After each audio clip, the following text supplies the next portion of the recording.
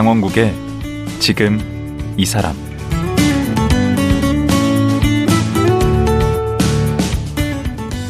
안녕하세요. 강원국입니다. 그제와 어제에 이어 풍수건축학자 박성준 소장과 말씀 나누겠습니다. 그제와 어제는 새해를 맞아 어떻게 하면 좋은 기운을 모을 수 있는지 그 지혜에 대해 자세히 들어봤고요. 오늘은 풍수와 공간에 대한 얘기를 좀 나눠보겠습니다. 박성준 소장은 본래 건축가여서 공간과 운에 대한 연구를 많이 하셨는데 사람 대하듯이 집을 대하는 게 좋다고 얘기합니다. 사람 대하듯 집을 대하라? 이게 무슨 뜻일까요? 풍수건축학자 박성준 소장, 지금 만나보겠습니다.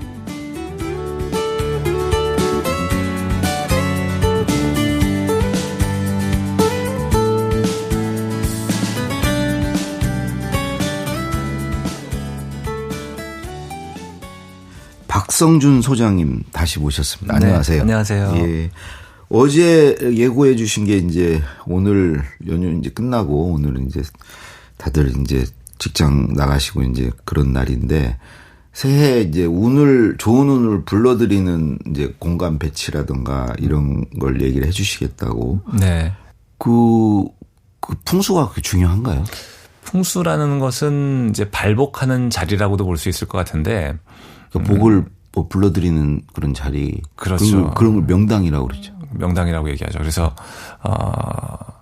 좋은 자리에 에너지를 받아서 그 에너지가 사람의 영향을 미치고 그 사람의 기륭화복에도 연관이 있다. 이것이 이제 풍수인데요. 확실히 미쳐요? 영향은 있는 것 같아요. 그것이 풍수라는 말을 달았기 때문에 조금 고루하게 느껴질 수도 있지만 건축에서도 건축 심리학이나 건축 환경학 이런 것이 있거든요. 그러니까 결국 공간이라는 것은 그 사람에게 거주자에게 또는 그 안에 있는 사람에게 영향을 미친다는 거거든요. 그러니까 사람이 집을 짓지만 집이 사람을 만든다는 서로 선순환이건 악순환이건 간에 관계를 계속 만들어가는 것이 이제 풍수의 영역이기도 한 것 같아요. 그럼 풍수면은 입지를 주로 얘기하는 건가요? 우선은 입지가 중요하죠. 예전에는 이제 산세, 수세, 지세라고 그래서 산과 땅과 물의 관계를 많이 봤습니다. 예를 들면 산맥이 이렇게 내려오다가 물을 만나게 되면 그 자리에서 이제 에너지가 응집이 돼서 좋은 기운을 만드는 자리. 그게 좋은 풍수. 네, 그런 자리들을 보기도 했는데요. 현대 풍수에서는 조금 더 확장해서 봐야 되는 이유는 건물과 도로의 환경이라는 것이 생기게 됐죠. 그래서 주변 건물과 도로에 의해서 에너지도 생기기 때문에 건물이 산이겠네. 아, 맞습니다. 오. 네. 그 도로는 물이에요? 네, 맞습니다. 좀 공부를 하니까 네. 이게 뭐가 들어오네. 네, 그래서 현대 풍수에서는 건물을 산으로 보고 도로를 물로 보기 때문에 주변 건물과 도로와의 관계적인 것도 중요합니다. 그 건축을 하니까 풍수와 만나게 되네. 네, 그리고 이제 실제로 공간이라는 거는 그래도 우리가 통제하고 지배할 수 있는 영역인 것 같거든요. 그러네요. 시간보다는 더 오히려 또 그럴 수 있겠네요. 네.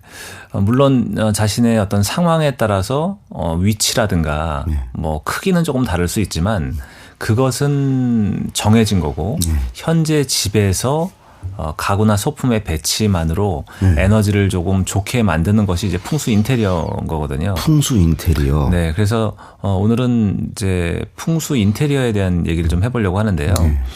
풍수하면 많은 분들이 특정 물건을 특정 위치에 두게 되면 금시 발복하는 것을 꿈꾸고 기대하지만 금시 발복이라는 것은 바로 운이 좋아지는 그런 것들을 기대하지만 그런 논리로 접근하시기보다는 집안의 전체적인 이제 균형과 조화를 맞춰서 에너지를 올리는 개념으로 좀 생각해 보시면 좋을 것 같습니다. 우선 좀 궁금한 게 우리 소장님은 아파트 사십니까? 아니면 주택에 사십니까? 저는 아파트 살고 있습니다.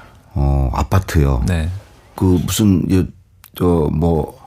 앞에 보이는 게 강이 보인다든가 무슨 뷰 뭐 얘기하잖아요. 네. 그래서 사람마다 타고난 그 명리학의 기준으로 목화토금수의 기준 중에서 부족하거나 과하거나 이런 것들이 있는데요. 그것을 보고 지역을 찾는 것도 방법은 될 수가 있어요. 네, 예를 들면 내가 사주에 물의 기운이 부족하다. 이렇게 한다면 물의 기운은 강, 하천, 호수 같은 그런 에너지거든요. 그러니까 옛날에 압구정이라는 정자가 있었던 수기가 강했던 압구정동 그리고 잠실도 예전에는 이제 그 물의 기운이 넘치는 곳이었기 때문에 잠실. 근데 그 만약에 강남 쪽으로 얘기한다면 뭐 청담동, 맑은 연못 이런 것도 있고 또는 상수나 성수 또는 김포 이런 것처럼 수의 기운이 왕한 동네 중에서 그 안에서 이제 아파트를 선택할 때도 아파트 단지 전체 풍수가 좋고 나쁘다라기보다는 어떤 동이냐 라인이냐에 따라서 풍수가 달라지기 때문에 그것을 이제 선택하는 것이 중요하고 그 다음에는 이제 풍수 인테리어를 해서 보완을 하는 풍수 거죠. 인테리어 전에 그 층이라든가 전망 이런 건 어떻습니까? 전망도 중요한데요. 전망이 밖을 봤을 때 확 막혀 있다거나 흔히 남향을 좀 선호하잖아요. 남향이라고 하더라도 옹벽이나 높은 산으로 있어서 막혀 있는 것은 좋지 않고 약간 전망이 열려 있어야 하고 열려 있는 모양새도 너무 휑하니 황망하게 그런 처량한 느낌이 들어서는 안 되거든요. 에너지, 그건 조금 좀 어려운 얘기긴 하지만 그런 것도 체크를 하셔야 되고요. 흔히 체크할 수 있는 거는 집을 선택하거나 아니면 사무실을 선택할 때 중요한 것은 대략적인 입지와 향도 중요할 수 있지만 그 안에서 밖을 바라보시면서 주변 도로나 건물과의 관계를 잘 체크해 보시는 게 중요한데요. 예를 들면 주변 건물의 모서리가 너무 날카롭게 내가 있는 공간을 향해 있는 거. 이거는 좀 흉하다고 볼 수 있는 거거든요. 우리 아파트가 그런데. 약간의 어떤 아파트건 간에 약간의 모서리들은 보이게 마련이지만 그래도 너무 강하게 그걸 이제 격각살이라고 얘기하는데요. 그런 것들도 좀 피하는 게 좋습니다. 그 강이 보이는 건 좋은 겁니까? 강이 보이는 것은 흔히 이제 강이라는 것은 물의 기운이기 때문에 너무 가까이서 보이는 것은 좋지 않아요. 우울하고 반성하고 성찰하는 에너지이기 때문에 가끔 놀러 가거나 이런 쪽으로는 괜찮지만 한강뷰 그런 거 별로 안 좋구나. 한강뷰가 뭐 비싸긴 하지만 보통은 이제 한강의 폭만큼 뒤로 밀린 자리 그 정도가 좋은 자리니까 너무 가까운 쪽보다는 조금 약간 뒤로 간 것도 괜찮습니다. 그러면 산이 보이는 데는 강보다 안 좋습니까? 산이 보이는 것은 이제 뭐 사계절을 오롯이 느낄 수 있으니까 이제 좋은 것은 있고 풍수적으로 봤을 때는 산에는 그 형태나 모양에 따라서 그 오행의 에너지가 달리 나오게 되는데요. 관악산 같은 경우는 이제 화기가 강한 산이에요. 해태산 같은 경우도 관악산에 화기를 막기 위해서 둔 것처럼 그래서 과천이나 뭐 인덕원, 평촌 이런 쪽은 따뜻한 불의 기운이 강한 쪽이니까 내가 에너지가 불의 기운이 필요한 사람이라면 그쪽의 동네를 선택하는 것도 괜찮고. 제가 과천 사는데 좀 불이 들어있다고 그랬잖아요. 불이라고 하더라도 내가 불인데 겨울에 태어난 불도 있고 내가 불이지만 에너지가 불이 부족한 경우에는 잘 맞는데 제가 보기에는 그 과천이라는 불의 에너지는 본인하고 맞으세요. 그래요? 네. 그래서 잘 되는구나. 근데 그 층은 어떻게 돼요? 층은 너무 높은 층은 이제 전망 때문에 선호하는 경우들이 있긴 하지만 풍수로 봤을 때는 너무 높은 층보다는 한 8, 9, 10, 11, 12층 정도가 좋은 것 같아요. 왜냐하면 우리나라의 기후나 풍토나 토지를 고려했을 때 나무가 자랄 수 있는 최대 높이를 한 30m 정도로 보거든요. 그것을 고려했을 때는 땅의 지기가 미치는 범위가 이제 그 정도로 볼 수가 있는 거고 실제로 너무 높은 층에서 전창으로 다 열려 있는 경우 어지러움증을 느낀다거나 뭐 임신이 잘 안 된다거나 이런 연구 사례도 있거든요. 그런 것처럼 집을 보러 갔을 때는 올라가서 내가 느껴질 때 어지러움이 느껴지는 집이 있어요. 그럴 수 있죠. 이게 너무 높아서 그런 경우도 있고 주변 도로나 뭐 경사로나 이런 것 때문에 좀 안정감이 없는 집들도 있거든요. 그런 집은 지금 당장 이제 탈출하셔야 되는 집이라고 볼 수 있습니다. 그런데 이제 그 동을 고르거나 이제 층을 고르거나 이런 건 좀 돈하고도 관련이 있고 쉽지 않은 문제인데 아까 이제 우리 소장님께서 그 인테리어, 가구 뭐 이렇게 배치하고 이런 거는 누구나 좀 가능한 일이잖아요. 그럼요. 가구와 소품의 배치만으로 현재 있는 집의 에너지를 조금 달리할 수가 있으니까 중요한데 새해가 되기도 했으니까 풍수의 기본은 어떻게 보면 좀 버리고 정리하기예요. 아, 그래요? 네. 쓰지 않는 물건을 버리고 남은 물건의 정리정돈을 잘하면서 채광과 환기, 통풍이 잘 되는 환경을 만들고 유지하는 게 중요하거든요. 아, 첫 번째는? 네. 그게 첫 번째이기 때문에. 비워야 됩니까, 일단? 일단 비우는 게 좋습니다. 비워야 생기가 생기거든요. 저는 주로 채우는데, 다 버릴 걸 왜 이렇게 갖고 오냐고 막 아내가 매일 뭐라 그러는데. 네. 모든 물건은 필요에 의해서 만들어졌지만 내가 1년 정도 쓰지 않는다거나 입지 않은 옷들은 일단 버리시는 게 좋아요. 아, 그리고요. 버리고 정리하시고 그것도 이제 순서를 좀 생각하시면 좋을 것 같은데요.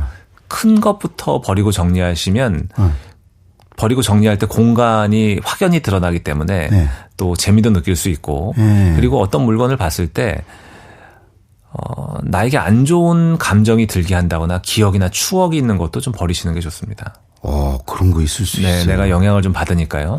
그래서 오롯이 내가 약간 설렘을 가질 수 있는 물건들로만 채워 나간다면 그 공간에 활력이 생기겠죠. 그러니까 일단 불필요한 거 안 쓰는 거 버리고 네. 왠지 기분 나쁜 거 버리고 네. 그리고 설레는 물건으로 채우고 이러면 되는데 공간이 너무 꽉 차 있다는 것은 생기라는 거는요. 흘러가고 약간 흩어졌다가 다시 모여서 응집되고를 반복해야 되는데 공간에 물건이 꽉 차워 있으면 그런 생기가 생길 수 있는 여력이 없는 거거든요. 그럼 들어가는 현관부터 좀 정리를 해야 되겠네. 그래서 현관은 외부로부터의 좋은 기운이 들어오는 중요한 자리이기 때문에 관상학적으로 봤을 때는 눈썹과 눈썹 사이의 명궁이라고 얘기할 수 있어요. 비관 여기. 네. 예. 그 명궁은 좋은 기운을 받는 자리거든요.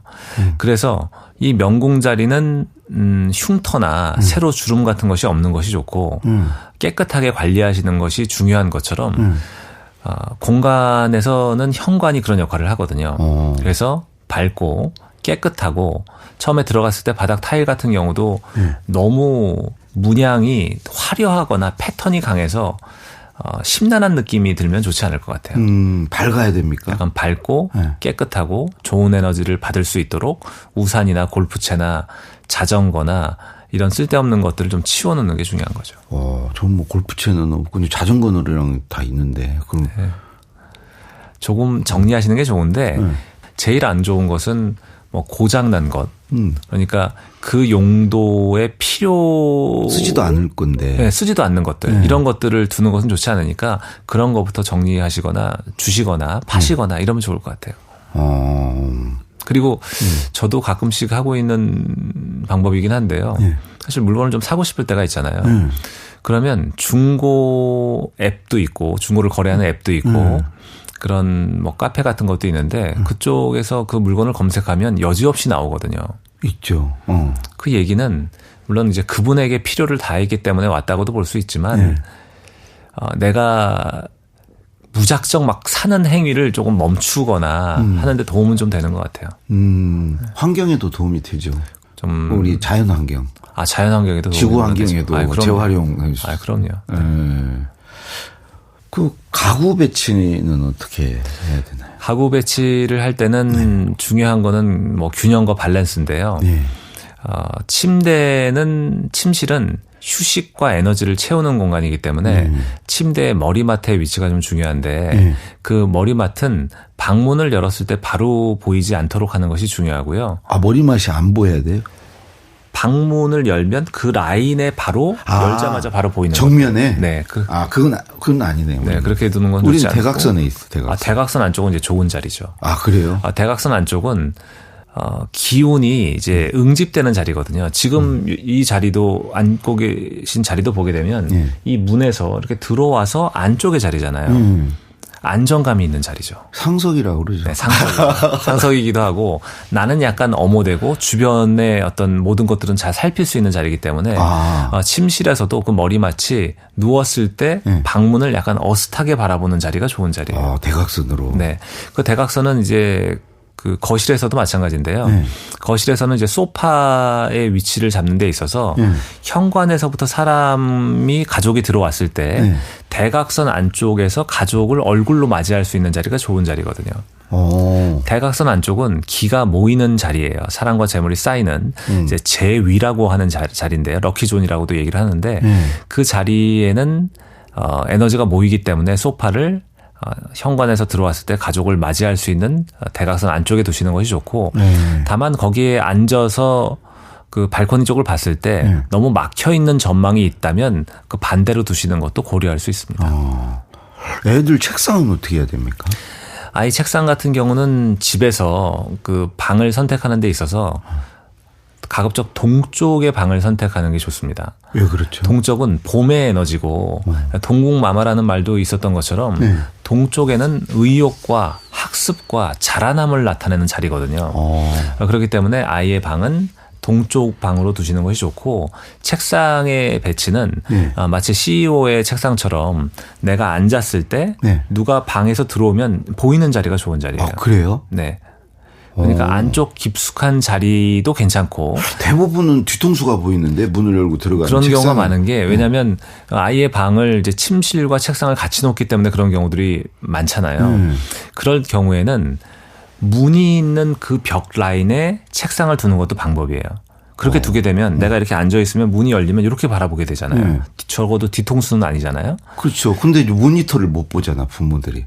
뭘 그동안 보고 있었는지를 딱 감시가 안 되잖아. 그렇죠. 그래서 보통은 아이의 방문을 느닷없이 열었을 때 아이가 뭘 하고 있는지 감시하기 좋도록 모니터가 보이고 아이의 뒤통수가 보이는 그렇죠. 배치가 되어 있는 것은 우선 감시를 위한 것이지 아이가 몰두하고 집중하기엔 좀 어려운 환경이거든요. 아, 반대로 해야 되는구나. 네, 그래서 아이 위주로 좀 집중하고 몰입할 수 있는 환경을 만들어 주시는 것이 좀 좋을 것 같습니다.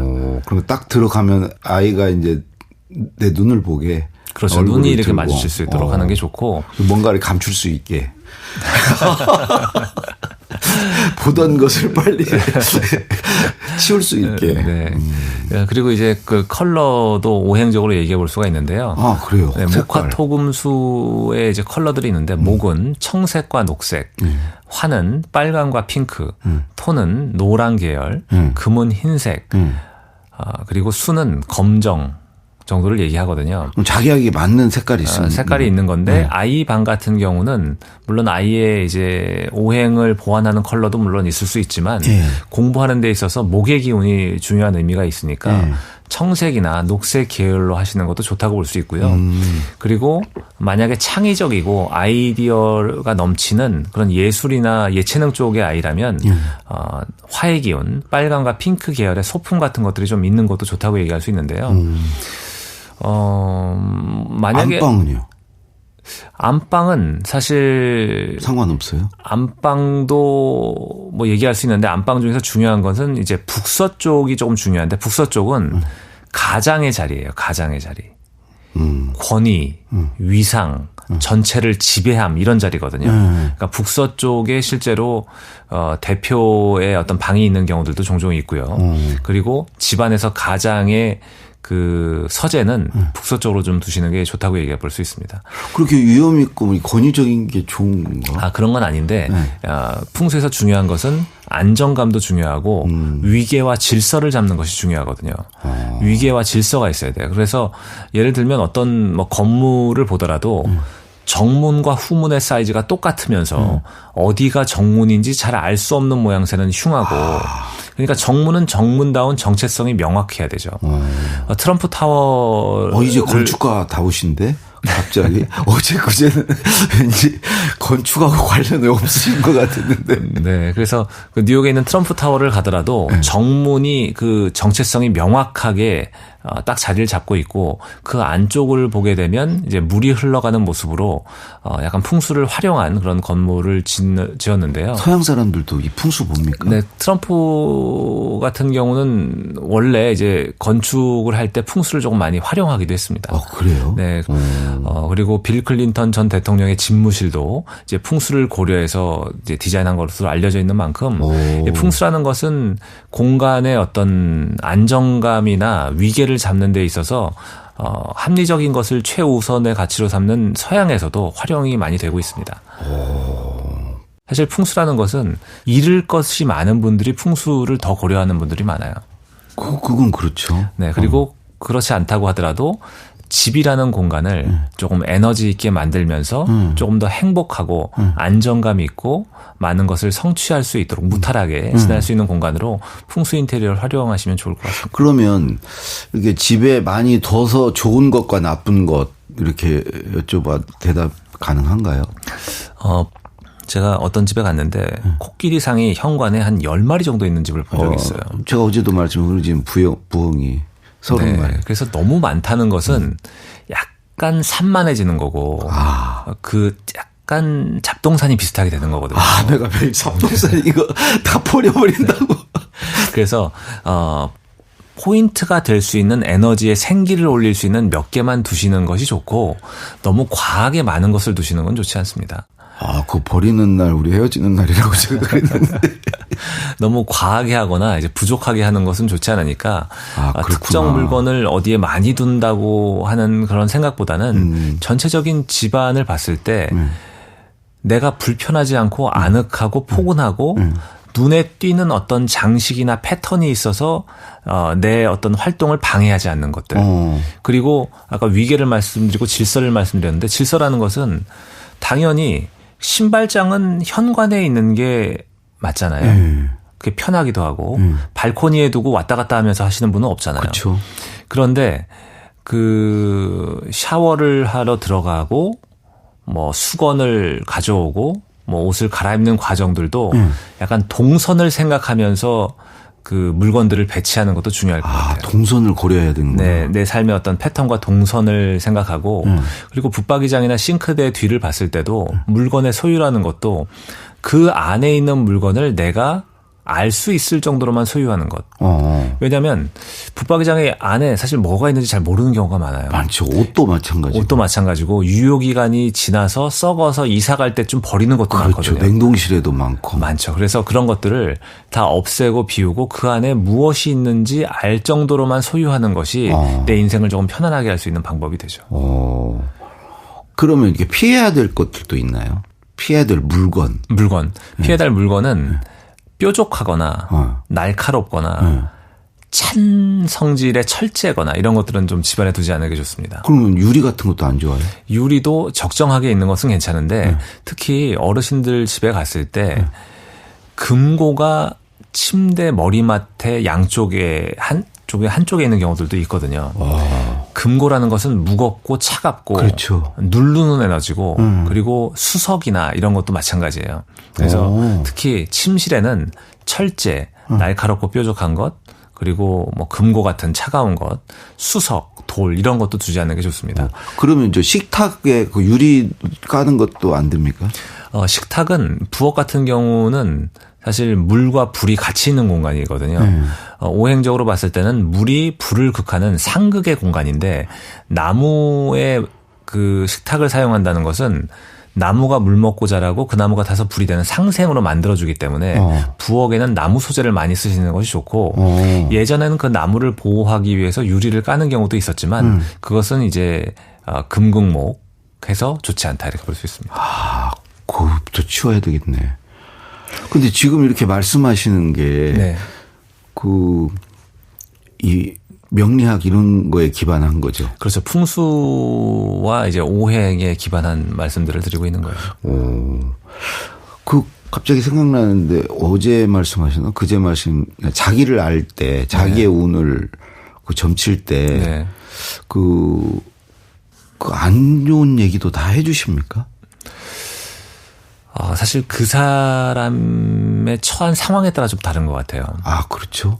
왜냐하면 사실 용기를 줘야 되는 시점도 좀 있는 것 같고, 제가 약간 뭐 독한 말을 할 때가 있기는 하지만, 그것들이 그분들에게 도움이 될 수 있을 때, 그러니까 조금 보이는 그대로를 다 얘기하기는 좀 힘든 부분도 좀 있습니다. 지금 이제 어제 그제 오늘까지 이제 그 풍수 또 뭐 그 운세 뭐 이런 얘기 쭉 들었는데 이제 오늘부터 이제 연휴 끝나고 본격적으로 또 새해를 또 맞아야 되는데 그 새해 이런 것 좀 하면 자기 좋은 운을 오히려 이제 불러들일 수 있다. 그 반대로 또 이런 건 정말 안 하는 게 좋겠다 하는 게 있으면 좀 얘기를 해 주시죠. 새해가 됐으니까 네.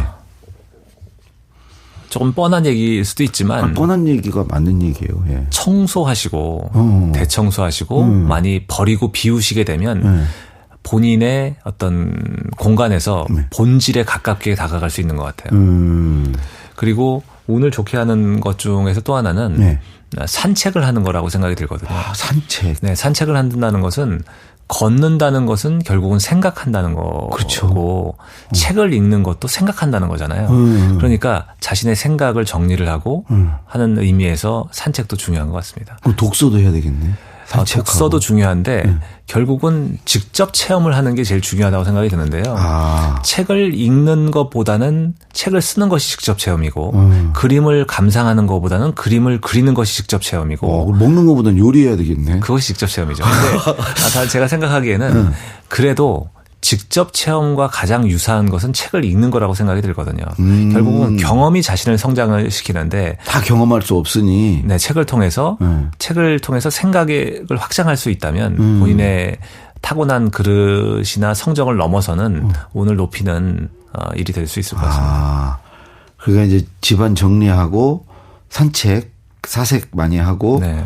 경험도 좋고 하여튼 대신해서 독서도 좋고. 네, 그래서 물건을 소유하는데 돈을 쓰시기보다는 경험을 하는데 돈을 많이 쓰셨으면 좋겠습니다. 그러면 두 개가 동시에 되네. 네. 비우면서 채우는 게 되네. 그렇습니다. 네. 좀 시간이 참 아쉽네요. 오늘 또 이제 시간이 다 돼서 여기까지 해야 될 것 같습니다. 네. 어제 그제 오늘까지 3일 연장 우리 새해 들어서 좋은 시간이었던 것 같습니다. 나와주셔서 고맙습니다. 네, 감사합니다. 새해 복 많이 받으십시오. 풍수 인테리어 건축가 박성준 소장이었습니다.